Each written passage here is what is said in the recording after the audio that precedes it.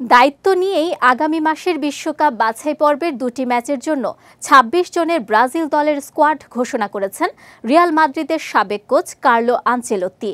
গতকাল ব্রাজিল পৌঁছে আজই দল ঘোষণা করেছেন তিনি।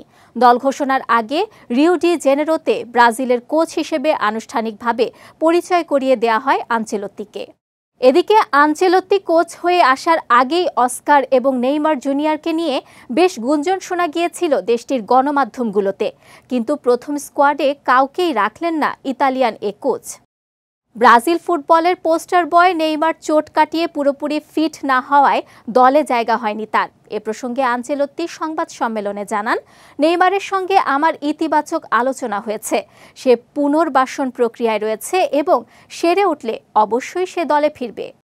অন্যদিকে রিয়াল মাদ্রিদের তরুণ ফরওয়ার্ড রদ্রিগো গোয়েসকেও রাখা হয়নি এই স্কোয়াডে, তবে আরেক সাবেক রিয়াল তারকা ক্যাসেমিরোকে ফেরানো হয়েছে স্কোয়াডে। ৩৩ বছর বয়সী এ মিডফিল্ডার প্রায় ১ বছর পর ফিরলেন জাতীয় দলে। এছাড়া ম্যানচেস্টার ইউনাইটেড থেকে বেতিসে ধারে খেলতে যাওয়া উইঙ্গার অ্যান্টনিও দলে ফিরেছেন।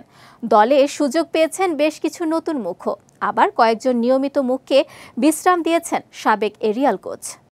আনচেলোত্তির অধীনে আগামী ৫ জুন অ্যাওয়ে ম্যাচে ইকুয়েডরের বিপক্ষে মাঠে নামবে ব্রাজিল। ওয়ালটন আবারও মিলিয়নিয়ার অফারে ওয়ালটন ফ্রিজ কিনে আপনিও হয়ে যেতে পারেন মিলিয়নিয়ার। এরপর ৪ দিন বিরতি কাটিয়ে ১০ জুন ঘরের মাঠে প্যারাগুয়ের বিপক্ষে খেলবে সিলেসাওরা। বর্তমানে ১৪ ম্যাচে ২১ পয়েন্ট নিয়ে দক্ষিণ আমেরিকা অঞ্চলের বিশ্বকাপ বাছাই পর্বে চতুর্থ স্থানে রয়েছে ৫ বারের বিশ্ব চ্যাম্পিয়নরা।